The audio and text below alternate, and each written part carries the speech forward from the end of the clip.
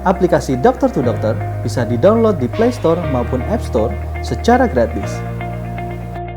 Kemudian install aplikasinya. Registrasi cepat bisa dilakukan melalui akun Facebook dan Google Mail. Untuk yang tidak memiliki Facebook dan Google Mail, registrasi bisa dilakukan dengan menekan tombol register.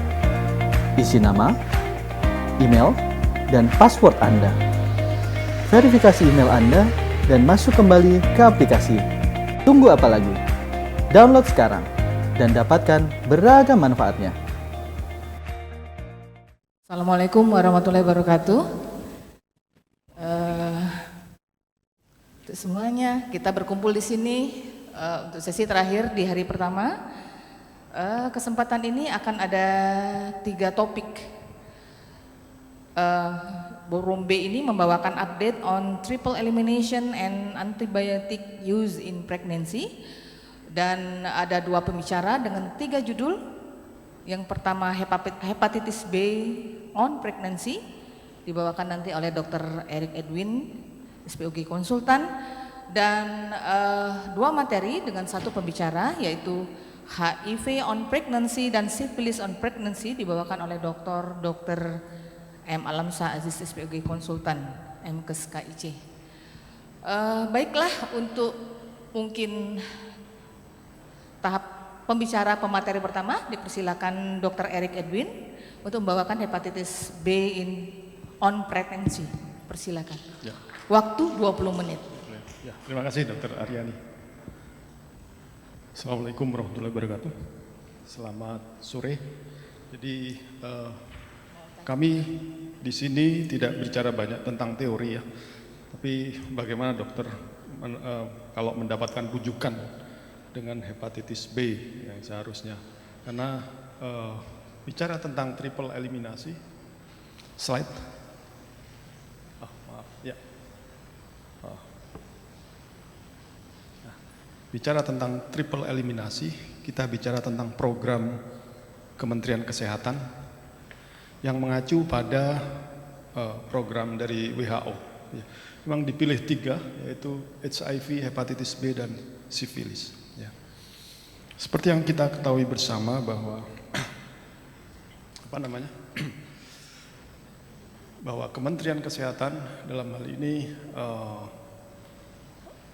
tidak secara langsung memang memiliki unit-unit pelayanan, tapi garis komandonya memang putus-putus gini. Puskesmas, pelayanan dan sebagainya itu milik Pemda dan semuanya mengacu ke Kementerian Kesehatan. Dan di sini POGI juga demikian halnya terhadap program ini ya. Jadi Kementerian Kesehatan melaunching program ini 2013 kalau nggak salah mulai direncanakan, juga mengacu dari WHO. Kemudian ada sinergi dan bekerja sama dengan POGI. Ya, sementara di unit pelayanan yang saat ini sampai saat ini sudah menjalankan, itu yang kami perhatikan, yang kami analisa hanya terbatas di pelayanan di puskesmas, pusat kesehatan dasar ya. Jadi bagaimana peran POGI dalam hal ini ya. Jadi POGI dalam hal ini berperan aktif ya melalui Pokja infeksi yang diketuai oleh Dr. Alamsyah yang nanti akan jadi pembicara kedua. Kemudian saya juga termasuk anggotanya. Jadi ini ya, rencana program triple eliminasi ini sejak tahun 2013, kemudian 2016 mulai screening ya, kemudian tahun 2019 habis kemarin, targetnya emang 90% satu ini HIV dulu, ya sudah terscreening sejauh 90%, dan semua 100% targetnya screening untuk semua ibu hamil, tapi hasilnya nanti kita lihat. Kemudian targetnya di tahun 2027 ini 90-90, maksudnya 90% untuk HIV, hepatitis B dan sifilis. Tahun 2030 targetnya adalah eliminasi, zona eliminasi. Jadi kita memang Kementerian Kesehatan tidak bisa bekerja hanya mengandalkan puskesmas, ya, karena penyakit-penyakit ini tentunya kalau sudah terscreening dengan baik akan dirujuk kepada level 2, Bapak Ibu SPOG di rumah sakit Vaskes 2. Ya, kami dari Pokja Infeksi sudah sudah setahun ini melakukan berbagai kegiatan untuk sosialisasi triple eliminasi. Setahun yang lalu di tempat yang sama di Surabaya kita mengadakan lokakarya tentang triple eliminasi. Dari Kementerian Kesehatan Bapak Dirjen juga terlibat, hadir. Dan kita sepakat dari PB POGI melalui Pokja Infeksi untuk terlibat dalam sosialisasi. Beberapa bulan yang lalu, sebulan yang lalu saya melakukan sosialisasi sekaligus melihat data dari 3 pemerintah daerah, Karanganyar, Sukoharjo, kemudian Klaten dan Wonogiri. Ya. Capaiannya masih kurang lebih 70%. Saat kami audiensi dengan para pelaksana di lapangan, ya, dokter Kapuskes, kemudian tenaga kesehatan di lapangan, apa kendalanya? Ternyata dari mereka salah satu kendalanya itu ada di SPOG. Pertanyaannya kebanyakan begini, dok, kami sudah screening, kami sudah dapatkan hepatitis B, kami kirim ke SPOG, tapi dikembalikan dan tidak mendapatkan terapi apa-apa dan tidak mendapatkan edukasi apa-apa. Kendalanya di situ. Ya. Kemudian yang kedua, dok, kenapa capaian kami masih kurang dari target? Karena semua yang ANC di SPOG itu lolos, tidak pernah mengalami screening triple eliminasi.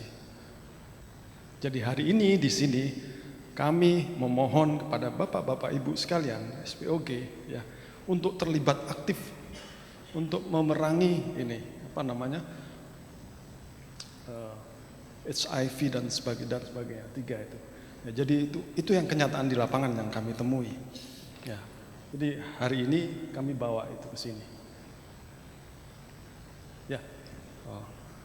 Jadi dari Pokja Infeksi, kalau setahun yang lalu Bapak Ibu ikut di PIT POGI di Surabaya, kami dari Pokja Infeksi melonsing 3 buku. Ya, salah satunya adalah buku tentang triple eliminasi. Waktu itu 1000 eksemplar, ya, Dokter Alam, habis bahkan kurang. Dan kami akan launching lagi. Ini jadi kami bekerja keras untuk segera membuat panduan-panduan yang penting untuk profesi. Ya, kenapa hepatitis? Kenapa HIV yang dipilih untuk triple eliminasi? Nah, dari data ini kelihatan bahwa di Asia Pasifik itu masih tinggi angka kejadian hepatitisnya. Kemudian di Afrika ini masih tinggi angka kejadian HIV-nya. Karena itu WHO memberatkan masalah hepatitis, kemudian HIV juga. Sebetulnya memang sejak tahun 87 WHO itu sudah terlibat, ya, dalam palet project untuk hepatitis di Indonesia waktu itu di NTB, Bali, ya, dan sebagainya. Kemudian sampai tahun 99, kemudian hasilnya memang mengalami penurunan di daerah Jawa, Bali, Nusa Tenggara, ya. Ya, setelah dievaluasi ternyata di daerah yang lain malah meningkat, Sumatera, Bengkulu dan sebagainya. Ya. Ya. Jadi memang kecil angkanya Bapak Ibu. Yang menderita HIV ibu hamil itu kecil, cuma 2,5%. Yang menderita hepatitis B positif itu cuma sekian, 0,3%. Yang sifilis juga cuma 1,7%. Tetapi yang 2,5% ini resiko penularannya ke bayi cukup tinggi, hampir 50%, 45%. Yang hepatitis B ini bisa sampai 90% resiko penularannya ke bayi. Kemudian yang sifilis sekitar 80%. Ya. Karena itu kita ambil perhatian dalam hal ini. Ya. Kasus hepatitis, ya. Kenapa hepatitis? Ternyata, ya, usia terendah, ya, ditemukan hepatitis itu, ya, kurang lebih masih di bawah balita, dan kemungkinan ini karena penularan dari ibunya, penularan secara vertikal. Ya. Ya. Resikonya apa? Kalau bayi kita terpapar hepatitis B, Hepatitis B di antara hepatitis yang lain adalah hepatitis yang paling dianggap berat karena bisa menyebabkan sirosis sampai akhirnya hepatosel karsinoma. Ya. Sudah ditemukan dalam jurnal yang pediatrik bahwa di Bali seorang anak usia 11 tahun itu sudah menderita hepatosel karsinoma. Dan kemungkinan itu berasal dari PMTCT, Prevention Mother to Child Transmission Vertical yang tidak baik. Karena itu penting untuk dilakukan eliminasi terhadap hepatitis. Ya. Nah, bagaimana cara penularannya? Ya, selama hamil ya kurang lebih ya 10-15%. Bagaimana dengan persalinan?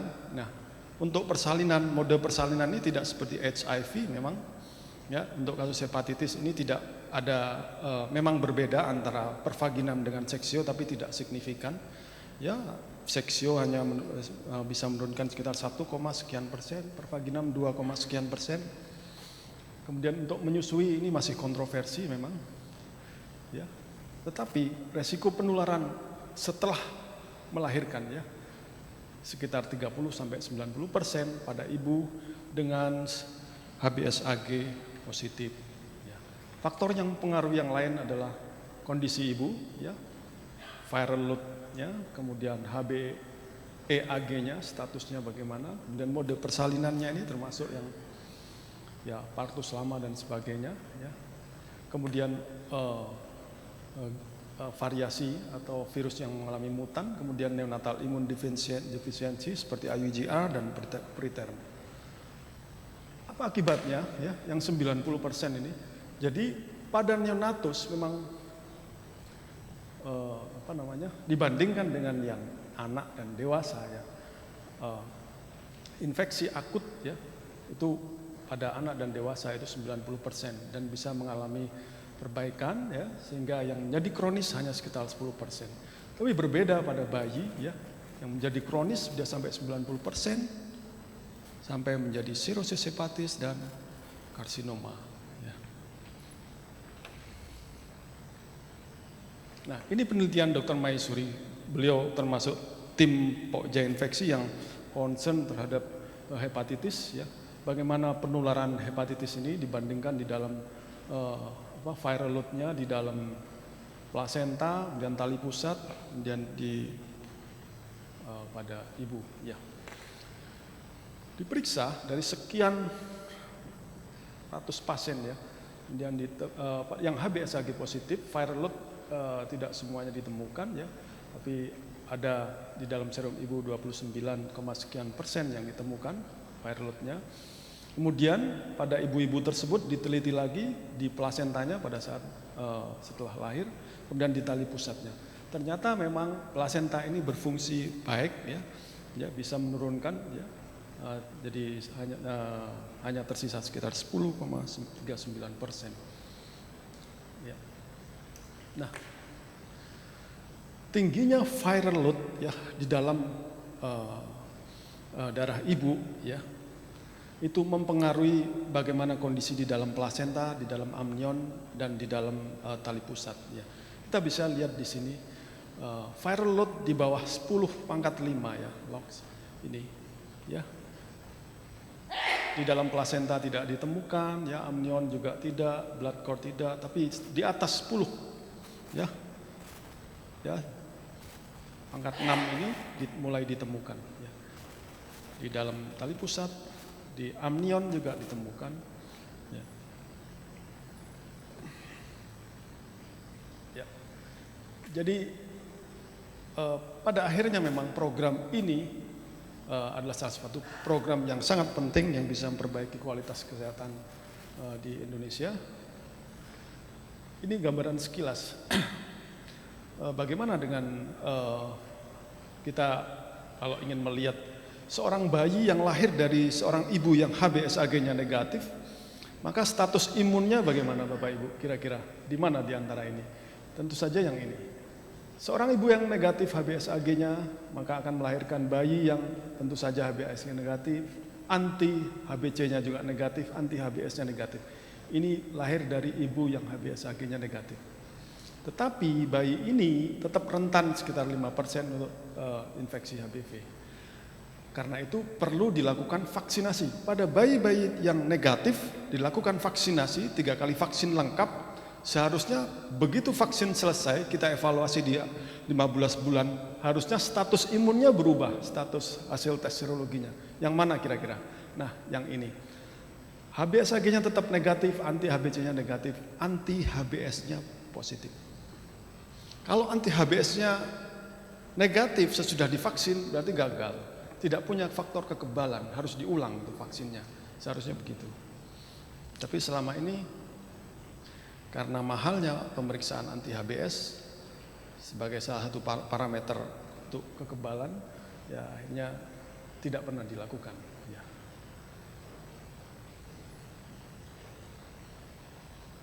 Ya, ini gambaran perjalanan. Ya, jadi ini sudah saya sampaikan tadi, tingginya maternal viral load juga signifikan, meningkatkan transmisi vertikal. Ya. Nah, ini juga pada ibu-ibu hamil dengan HBeAg positif, ya signifikan, ya semakin meningkat juga viral load-nya, ya di sini.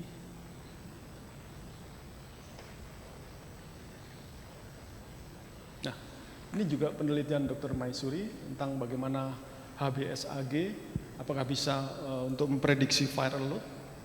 Ya.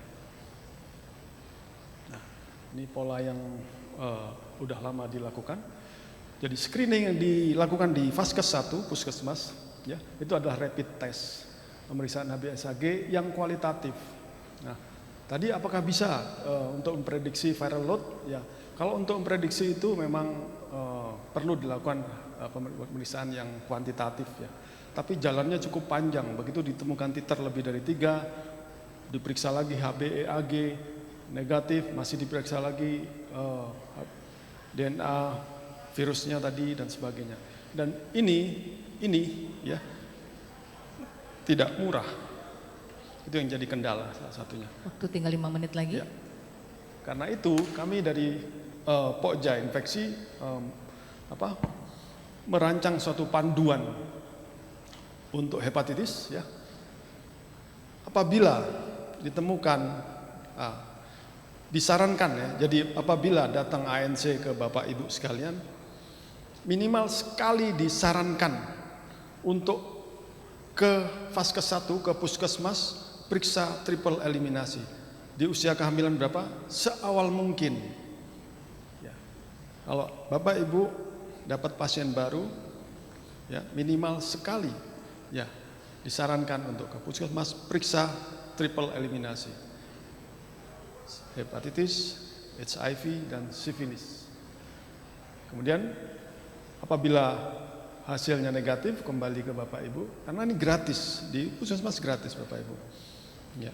Apabila hasilnya negatif, nanti bayi yang lahir akan tetap dapat vaksin saja hepatitis B. Tapi apabila positif, nah dari Puskesmas akan dirujuk ke Bapak Ibu sekalian.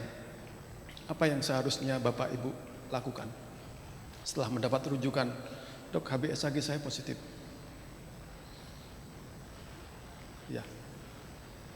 Lihat klinisnya. Kalau klinisnya memang ini sakit, ya, flu-like simptom, demam, ikterik, kemudian kencingnya seperti teh, HBsAg-nya positif dan sebagainya, ya, kelihatan. Nah, ini perlu perawatan kerjasama dengan internis. Begitu lahir bayinya tetap perlu dilakukan vaksin dan pemberian HBIg. Ya. Bagaimana kalau klinisnya baik-baik saja? Apakah dikembalikan begitu saja? Oh, enggak apa-apa ini, udah lanjutkan aja periksa. Saya berharap tidak seperti itu. Ya. Minimal, meskipun pemeriksaan ini mahal, HBeAg itu saya pernah tanya, habis berapa Bu? 1.200.000 dok. Lalu HBV DNA saya pernah tanya, habis berapa? 900 dok. Ya. Minimal Bapak Ibu, karena ini tidak ditanggung oleh BPJS. minimal Bapak Ibu tawarkan untuk dilakukan pemeriksaan tersebut. Jadi kita tidak a priori bahwa setiap pasien karena mahal dan sebagainya pasti tidak akan mau, jangan, tetap ditawarkan. Kalau hasil yang didapatkan paling tidak satu saja ya, karena mahal memang satu saja paling tidak. Karena itu saya berikan, ini ada 2 kelompok, atau HbEAg atau HbV yang diperiksa. Ya. Kalau HbEAg-nya negatif ya, klinis baik, dia bisa melanjutkan ANC seperti biasa. Tetapi Bapak Ibu harus menyampaikan ke suaminya ya, lapor ke puskesmas untuk disiapkan HbIg pada saat persalinan. Karena itu kalau bisa di trimester awal, sehingga puskesmas akan menyiapkan HbIg-nya. Tidak ujuk-ujuk 3 hari sebelum HPL, puskesmas nggak akan siap. Itu kendalanya. Kami perlu waktu untuk minta ke dinas provinsi, Dok, untuk ketersediaan HbIg-nya. Ya. Karena kalau Bapak Ibu sudah menyarankan dan pasien periksa di seawal mungkin, ya, ya, ternyata HbEAg-nya positif, maka silahkan dirujuk ke penyakit dalam. Dan penyakit dalam akan memberikan antiviral ya. Antiviral yang direkomendasikan salah satunya adalah tenofir, cukup aman ya. Ini untuk menurunkan viral load-nya. Karena begitu HbEAg-nya positif atau HbV-nya lebih dari 200.000, resiko penularan ke bayi yang tadinya cuma 10% jadi 90%, Bapak Ibu. Jadi 90%. Dan edukasi juga ke suaminya untuk memberitahu ke puskesmas untuk ketersediaan HbIg-nya. Jadi begitu sudah HbIg tersedia ya, kemudian pasien sudah mendapatkan terapi atau tidak mendapatkan terapi karena HbEAg-nya negatif misalnya, masuk dalam persalinan, pada saat masuk dalam persalinan, suaminya diedukasi, beritahu kontak person di puskesmas bahwa ibunya sudah masuk, ini sudah pembukaan 5. Misalnya seperti itu. Dari puskesmas akan menyiapkan untuk mengantar ke rumah sakit Bapak Ibu. Karena kurang dari 24 jam, ya, kurang dari 12 jam, lebih cepat lebih baik. HbIg itu harus sudah diberikan. Waktu tinggal 2 menit lagi, Dok. Ya. Jadi 4 kelompok ini ya, yang HbEAg negatif, bayi lahir vaksin tetap seperti biasa. Kalau yang HbEAg positif, yang akut yang perlu perawatan, bayi lahir tetap dapat 2 HbIg dan vaksin hepatitis B. Kemudian yang HbEAg-nya negatif meskipun tanpa antiviral tetap diberikan 2, yang ini juga dapat 2. Ya. Nah, bagaimana proteksi sebenarnya? Jadi dimulai pada saat begitu HbEAg terdeteksi positif, ya, pemeriksaan ini diperlukan. Pemberian antiviral, kemudian memotivasi ibu untuk periksa. Antiviral tergantung status viral load-nya dan HbE. Kemudian bersalinnya harus di rumah sakit dan memberitahukan pihak rumah sakit.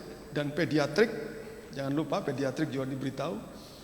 Ya, jadi begitu pasangan ini belum pernah booking HbEAg ke puskesmas, pediatriknya akan menawarkan, Bapak, ini ibunya HbEAg positif.